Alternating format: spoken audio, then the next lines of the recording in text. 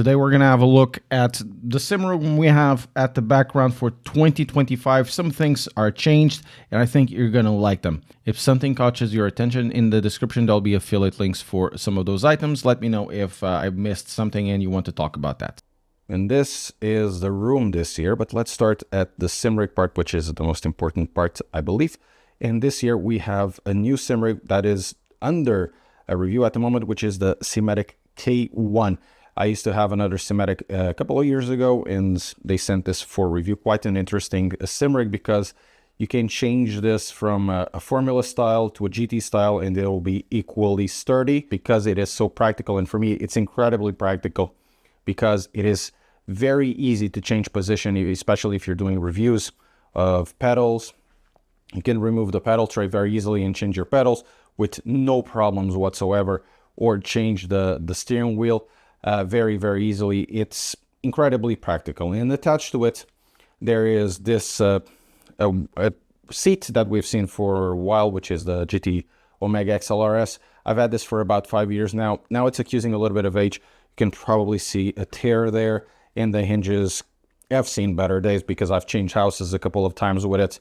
And, you know, after a while, they start to break down because, you know, I kind of use this too much. But if I'm going to change this, I'll probably go towards a automotive seat, like one from a Honda Civic EP3 or Mazda MX-5, Alfa Romeo Giulietta, something along those lines. Something cheap that I can just put it there with very little cutting or adaptation. So, you know, needs to go this year, but I'm not too stressed about it. And one of the new things also for this year will be the GSI wheel. I've done a review of this, the GXL V2. Incredible wheel, in my opinion. Very bright in terms of LEDs, very easy to use. I love the clicks. Could be a little bit, you know, sharper, but I love the clicks. I really love these buttons as well. Very light wheel for a GSI wheel, to be fair. And, you know, ergonomic. I can't really complain about this wheel. This wheel is actually fantastic. Connected to the wheel, there's a 10-link QR2. This is a dumb QR2, so that means there's no active electronics into it. Because it's Chinese, I wouldn't recommend this to use this as an active QR2 for a Fanatec wheel. So I use this with the Sim Racing Machines emulator. So you really don't have to figure out if it's going to be compatible or if you're going to bend some pins if you use it just as a dumb QR2. So it works quite nice. And of course, connected to it, you have the Fanatec Club Sport DD Plus. Excellent wheel. Unfortunately, is suffering from bad marketing at Fanatec. They deservedly got in 2024 and 2023 due to issues they had. Everybody was steering away from Fanatec. This wheel suffered from that. But the wheel is actually the best wheel I have at the moment, and we have a few at the back over there. And then we have over here is an IMSIM Talento pedal set. Extremely underrated. They're not very known because IMSIM does movement rigs for rich people, and they are actually a company that has an automotive background. They do like mission critical stuff like folding airbags and stuff. And they took that kind of information, that kind of detail into sim racing. Excellent looks of pedals, extremely underrated, and extremely durable. Now, on this side, while we're talking about sim racing, we have the Fanatec shifter. This is the shifter that a lot of people have issues with. I've changed the cable. You can see that white cable over there. Changed the cable and actually fixed the either EMI issues, but, you know, misshifts. And connected to it will be the handbrake from Fanatec, the Club Sport V2. I'll be doing a review of this very, very soon. One big thing about this sim rig is literally big. It's the LG 55-inch TV. It's a QNED 81 model, 55-inch. Very good. In hindsight, I would probably get some sort of OLED screen, but, you know, for the price I got it, I can't really complain. And it's going to be very hard to go back to a normal screen after this because size does matter in sim racing. For me, much more than the speed of panels. But, you know, that's a personal preference. But while we're here, let's talk about the other things that are on sim rig or around the sim rig that are also important. And firstly, we can start with the Stream Deck. The Stream Deck is something that is really useful, not just for streaming. I have all these features for streaming, but also you can use this as a button box. This for me is like the ultimate button box because you can do everything with it, including macros and changing stuff on the fly, and if you want to change stuff, it's very easy to change stuff. Usually recommended. This is a really old one, and it's having some issues with my USB hub, and sometimes it disconnects some material, especially the steering wheels for some reason. Now, on the side, we have also something really important, and this is the camera. This is the best camera I have at the moment, the Sony Alpha 6700. Really like this, and it's paired to a very wide, very open lens, which will be the Sigma 16mm f1.4 beast of a lens. And what I like about this is that it can do 4K 60 with the full sensor. For example, the camera we were using here is the ZV-10, also a 4K camera, but it only does 4K 30. When it goes to 4K 30, it uses a smaller crop than this. If I want to use the same crop as this, and they have the same sensor-ish or the same sensor size, I need to go to 1080. So it's a huge advantage. On top of over here, we have one fill light over there connected to a USB. A random LG screen from, I don't know when I got it, how much I got it. It was like 70 or 80 quids 10 years ago. And then over here is something that I need to change this year, which will be a Amaran 60D, which is compared to a Triopo 90 centimeters, I believe, umbrella. It's huge. The light is beautiful, but it's not practical in a room like this, and it's connected to a Elgato Master Mount, not Mastermind.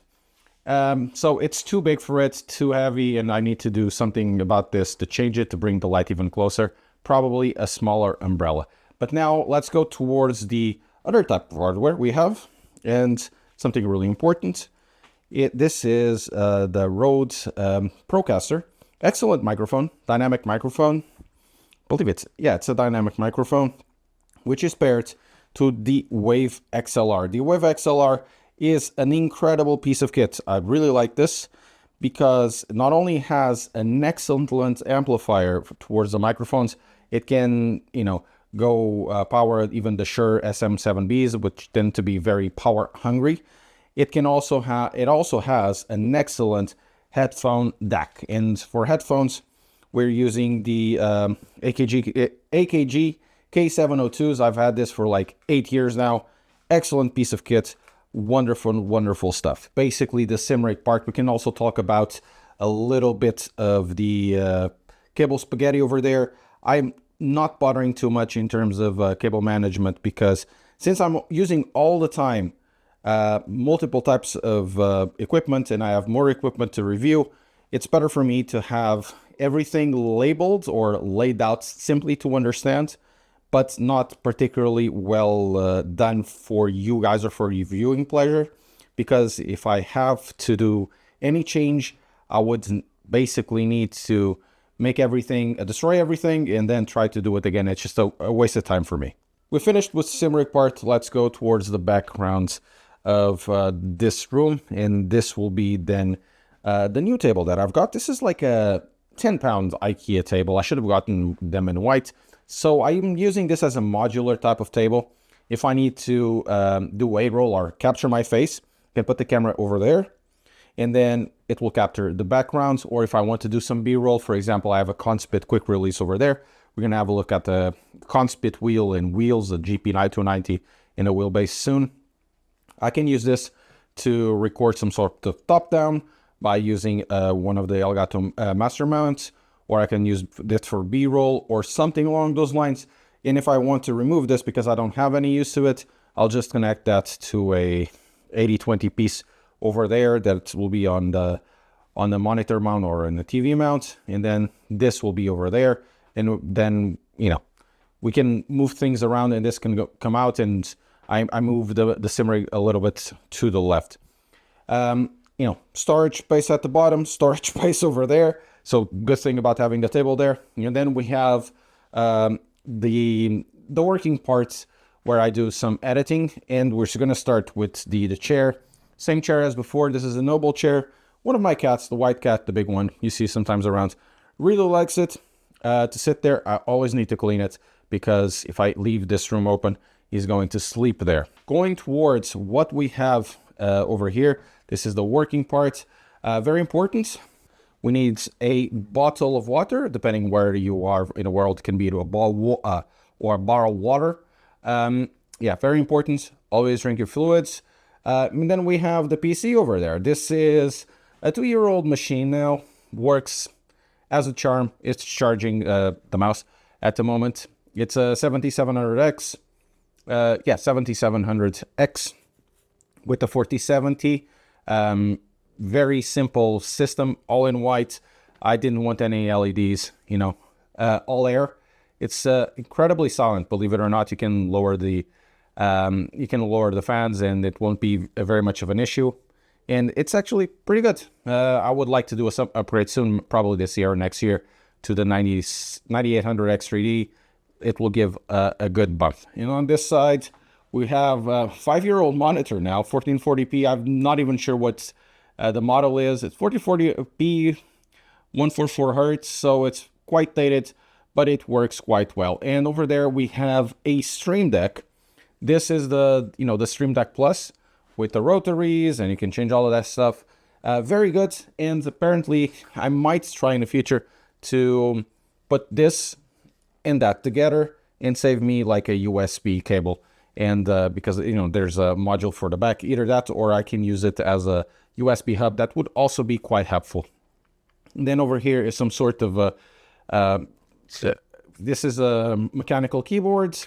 Very basic mechanical keyboards. I've customized the keycaps, and that's pretty much it with cherry blue knockoffs. It sounds okay-ish if you like that kind of sound. I like to type on this. And then a Logitech G703 that I've had for like a few years now. And on that side, some bits and bobs. This side, my phone, and some other stuff over here at the top that I use all the time, like this type of a thing for lights. And then we have also over here something that you should have in your room, which will be a fire blanket, especially when you're dealing with electronics. Throw it and it should be fine. This is the last part of the setup, which is essentially just a little bit of storage and show and tell, I guess, to put some of the stuff that I use the most. From the top, we have a Fanatec P1 wheel. I've bought this years ago. I need to review this. I bought this like 4 years ago, and I haven't reviewed this. And it's actually a pretty good wheel for the price. It's like 110 pounds.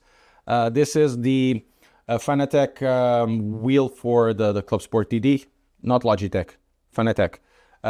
It's the wheel for the Club Sport DD. This is a wheel from MVH. It's actually a pretty good wheel, incredibly light, this wheel. MVH does stuff for Logitech, and this wheel is incredibly good. I got it from something else. I'll be using this as a drift wheel because, 2-spoke deep dish kind of speaks towards that. I also have another wheel at the back, which is standing over there, which is the Club Sport hub connected to a rally hub on a Mott's 330 wheel. We're gonna have a look at the Rally Sport thing, M Sport or whatever it is, and talk about it on a rally context for this handbrake as well. And then below over here, this is my palette cleanser, the Fanatec CSL Elite V2s. Excellent pedal set. I'll be doing a video with this and all of these pedals in a different context somewhere soon. Conspit pedals, excellent pedals actually. Was usually surprised because I wasn't expecting to like this kind of hydraulic, especially after the Ace-Tech pedals, which were a bit too hard. And then the SRP pedals, extremely underrated. I keep talking about this years and years. Extremely underrated a piece of pedal, some of the smoothest pedals, though I need to get the upgrade for the brake out there because this has a very short throw. And then this is my, what can I say, maybe quick way to access the wheelbases that I use the most. We need to re-review the Fanatec DD1. Somewhere this year I'm going to test the Forte for a little bit. I like to jump around between pieces of hardware every so often to see if I'm losing something because, firmware upgrades do change the way that these wheelbases works, especially talking about the Mazda and the DD1 as well. The Mazda R12 changed a lot with the for Select 3.0, and the DD1 wasn't the same as when I got it in 2019 or 2020. It changed quite a lot, believe it or not. It seems like a completely different wheelbase, and this is probably going to be discontinued somewhere soon. I don't know, hopefully. And the R12, feels like a different wheelbase altogether as well. This is it. This is my 2025 setup. I try to keep things as simple as possible for the use case that I have, which is streaming, doing content, and doing reviews of stuff. So it helps me out other than being a hindrance. If you like this video, don't forget to press like and subscribe. I'm trying to get to 100,000 subscribers this year. I'll see you next time.